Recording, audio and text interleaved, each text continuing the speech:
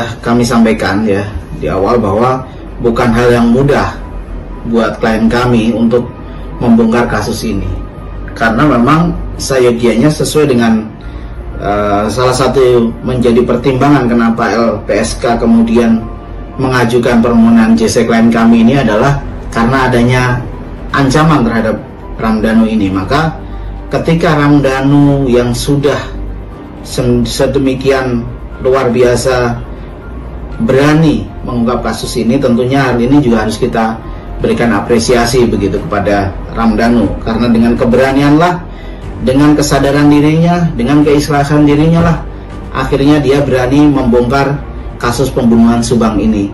Sudah mandek kasus ini dan hampir tidak ada titik terang dalam kasus ini begitu. Nah, kemudian dari pengungkapan kasus Subang, alhamdulillah akhirnya terbuka beberapa tindak pidana yang menyertai pembunuhan ini begitu.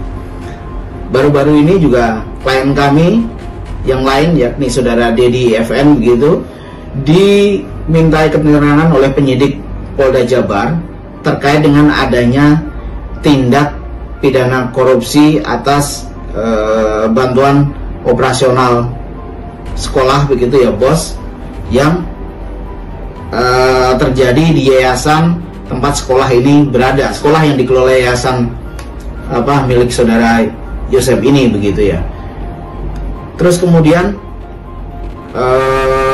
ada lagi tindak pidana OOJ ya, atau obstruction of justice begitu ya, menghalang-halangi proses penyelidikan dan penyidikan. Akhirnya terbongkar setelah tindak pidana pembunuhan ini terbongkar, kemudian mengikuti tindak pidana korupsi terhadap bos bantuan operasional sekolah atas yayasan yang dikelola oleh saudara para tersangka ini. Terus kemudian ada tindak pidana obstruction of justice begitu. Artinya kita semakin terbuka bahwa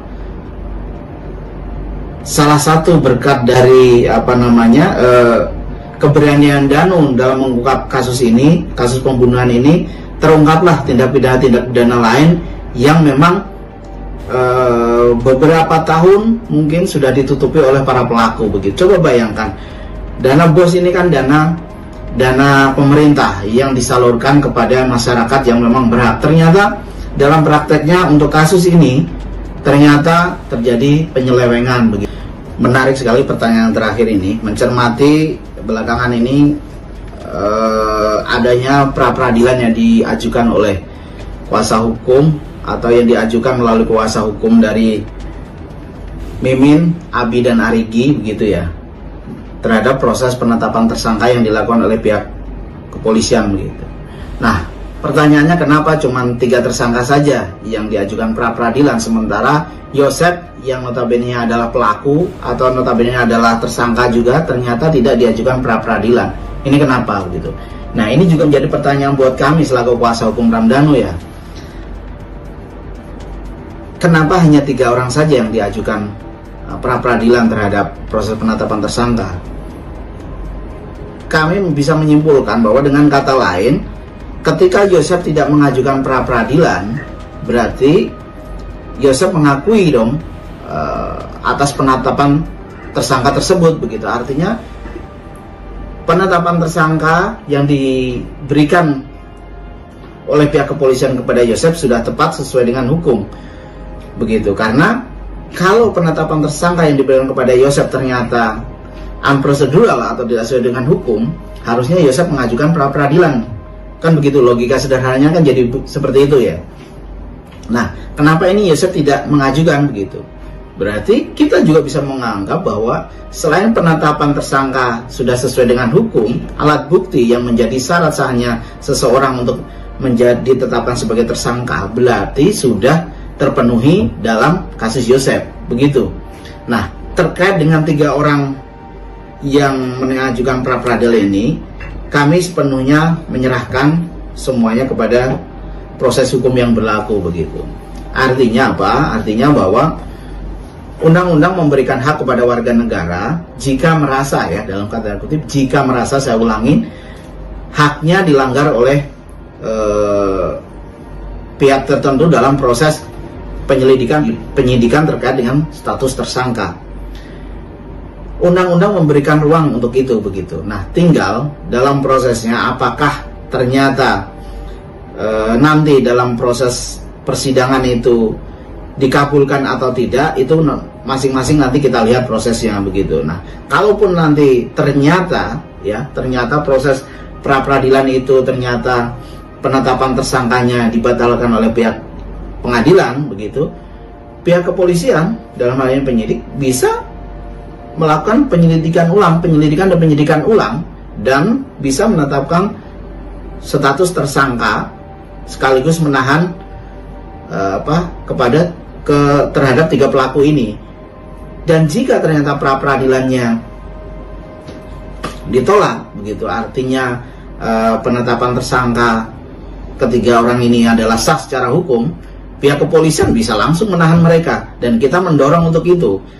Kenapa? Karena ini ada hak yang dilanggar oleh ketiga tersangka itu, hak korban, hak keluarga korban yang dilanggar oleh para tersangka ini harus diberikan oleh hukum dalam hal ini. Walaupun kita sama paham tentang asas praduga tak bersalah ya, tapi paling tidak dengan adanya penolakan pra peradilan atas putusan yang diambil oleh majelis nanti, kami menuntut kepada pihak kepolisian agar segera menangkap dan menahan ketiga tersangka tersebut begitu. Nah, kami berharap kepada kepolisian, kami mendukung pihak kepolisian dalam mengungkap kasus ini, karena kami juga meyakini bahwa prosedur yang dilaksanakan oleh pihak kepolisian dalam melakukan penyelidikan dan penyidikan serta menetapkan status tersangka terhadap ketiga orang ini menurut kami sudah sesuai dengan prosedur. Kenapa kami bisa katakan seperti itu? Karena ketika kami mengikuti 3 kali rekonstruksi, 2 kali prarekonstruksi dan 1 kali rekonstruksi, di situ jelas bahwa peran masing-masing kelima tersangka ini apa dalam pembunuhan itu jelas sekali. Di situ digambarkan dengan jelas, gamblang dan tuntas peran masing-masing si Danu, Yosep, Arigi, Mimin dan Abi. Jadi saya pikir polisi sudah tepat ketika menetapkan ketiga orang ini sebagai tersangka begitu untuk kasus pembunuhan ini begitu. Tidak ada keraguan kalau menurut kami atas proses penetapan tersangka ini.